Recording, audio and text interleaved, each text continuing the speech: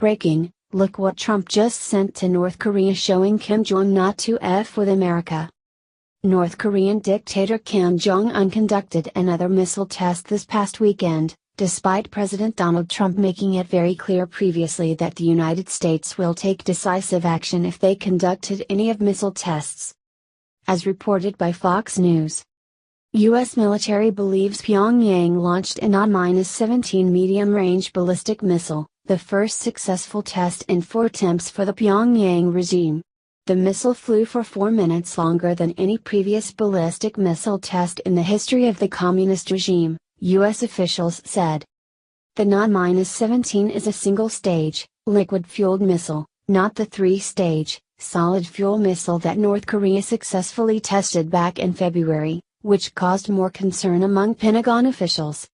The missile flew for half an hour and reached an unusually high altitude before landing in the Sea of Japan, the South Korean, Japanese and U.S. military said. Trump already proved that he is unafraid to respond to threats. Just a few months ago, not only did he drop the mother of all bombs on ISIS in Afghanistan, he also authorized 59 Tomahawk missiles to destroy an airbase in Syria used to drop chemical weapons on civilians. So the big question is, how will President Trump and the United States respond to this threat? The Daily Mail reports the early actions of President Trump. A state-of-the-art Navy vessel designed to intercept ballistic missiles is set to be tested later this month. The MV Pacific Collector is being used to gather telemetry data for a new missile defense system. The new technology detects the missile via GPS and shoots out a vehicle which smashes into a warhead in mid-flight to disable it. Known as ground-based mid-course defense, the ship is in port at Aloha Tower in Hawaii for a key upcoming ballistic missile defense test. The news comes as North Korea test-launched a ballistic missile that flew for half an hour and reached an altitude of 1,240 miles before landing in the Sea of Japan, a flight pattern that could indicate a new type of missile. The ship, measuring 393 feet long and housing 24-foot antennas, will be used in support of missions from the U.S. Missile Defense Agency missions, reported the Honolulu Star-Advertiser. Spokesman Chris Johnson confirmed that the next flight intercept test is slated to begin towards the end of May. The test will not only be the first time a ground-based missile interceptor has launched from California, but it will be the first time that an intercontinental ballistic missile is on its way from the Pacific.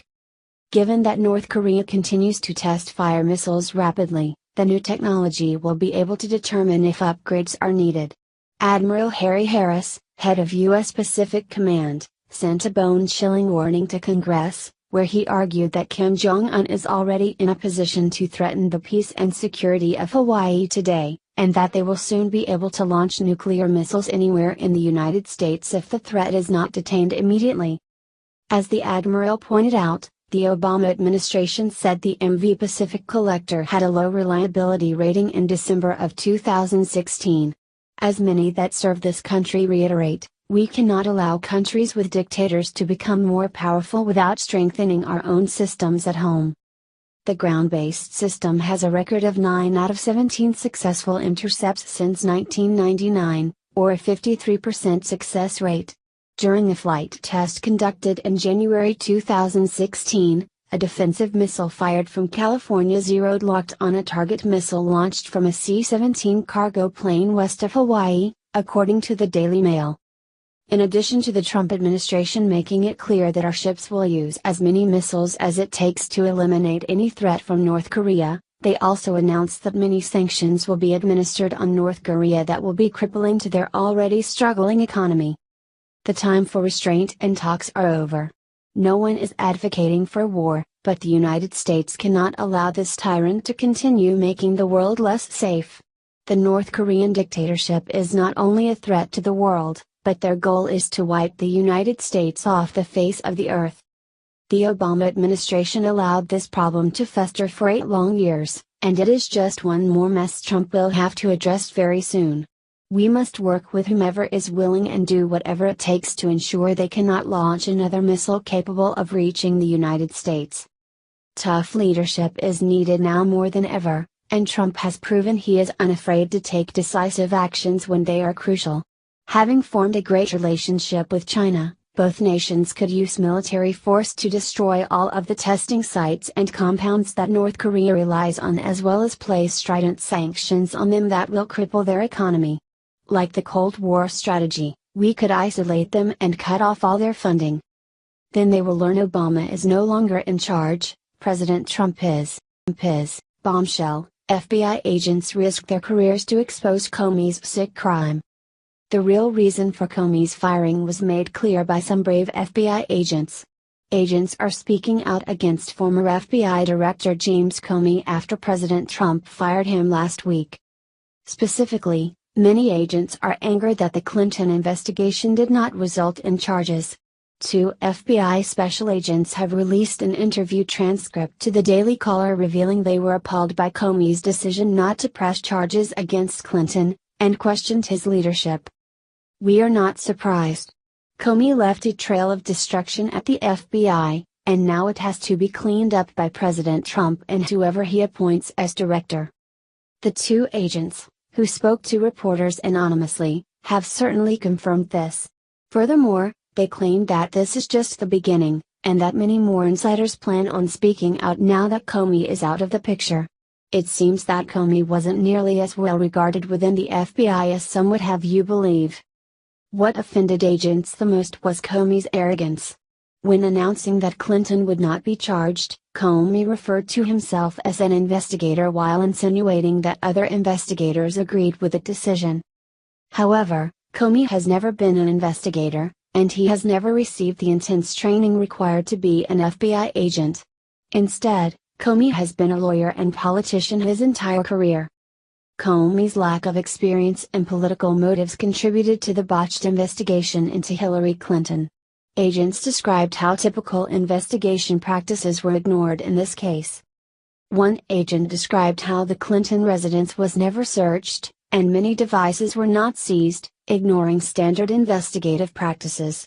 Even worse, Clinton was only interviewed after the decision was made to drop charges, and she never answered questions under oath. People inside the Bureau are furious. They are embarrassed. They feel like they are being led by a hack, but more than that, they think he's a crook. They think he's fundamentally dishonest. They have no confidence in him. "The Bureau inside right now is a mess," explained one of the agents. Comey undermined the FBI at every level. Neither the American people nor his own agents felt confident with Comey in charge. With Comey finally gone, now is the perfect time for President Trump to appoint a new FBI director who will take the Clinton investigation seriously. It is crucial that the public's trust and confidence in the FBI is restored. Do you think Comey protected Hillary Clinton? Please share the story on Facebook and tell us what you think because we want to hear your voice. Breaking, famous rock star just banned Trump voters from his concerts, it's sick. Multimillionaire celebrity liberals have made a point of speaking out against Donald Trump, who represents a clear threat to the pampered lifestyles they have led for far too long. Hollywood types like Meryl Streep, who are completely isolated from the lives of the regular Americans who watch their movies, never fail to try to attack and undermine Trump whenever they get a microphone near them. Now an aging rock star has just done the unthinkable and is actually risking lost whatever is left of his fan base by actually telling all Trump supporters not to go to any of his concerts because they will not be welcome. Todd Rundgren became famous in the 1970s for his radio-friendly rock hits like Hello, It's Me, and clearly doesn't realize just how irrelevant he has become. Instead of begging anyone actually still willing to pay money to see him to come to his concerts, he just gave half of America the brush off. Rundgren is currently promoting his new album White Knight, on which he collaborated with Trent Reznor and Joe Walsh, and he was interviewed by Variety magazine. When he was asked if President Donald Trump and his voters anger him, he answered, "No. If I had the power, I'd say, if you're a Trump supporter, don't come to my show, because you won't have a good time. And also, I don't understand your frickin' values. Because I'm not singing about that. If you don't understand that basic thing, you're just fooling yourself." On his new album, Todd and Donald Fagen of Steely Dan recorded a song about President Trump titled Man in the Tinfoil Hat. For part of the song's lyrics, Rundgren sings, "He's coming down the escalator with a girl from east of here because the man in the tinfoil hat is leading like a teenage girl. He puts the Pluto in plutocrat, he hasn't got time for losers, unless they do what he demands. Are you sick of irrelevant celebrities trying to make sick smears against Trump? He puts the Pluto in plutocrat, he hasn't got time for losers, unless they do what he demands.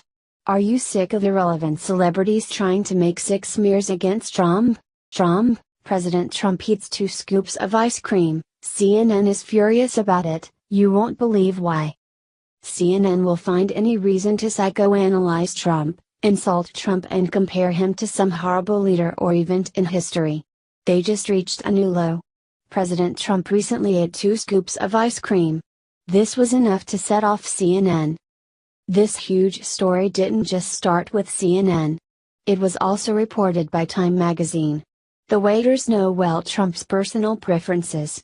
As he settles down, they bring him a Diet Coke, while the rest of us are served water, with the vice president sitting at one end of the table, wrote Time.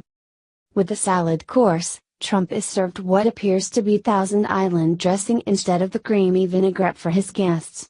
When the chicken arrives, he is the only one given an extra dish of sauce. At the dessert course, he gets 2 scoops of vanilla ice cream with his chocolate cream pie, instead of the single scoop for everyone else, they wrote. The president gets 2 scoops, you know, everyone around the table gets 1, and no word if there were sprinkles, commented CNN's Brooke Baldwin in an interview about the ice cream. Right, well, the border point here is, the White House staff has adapted to Donald Trump's case. So, when everyone else gets water, he gets a Diet Coke. When everybody gets 1 scoop of ice cream, he gets 2, said CNN political reporter Chris Cillizza. Check out the video below.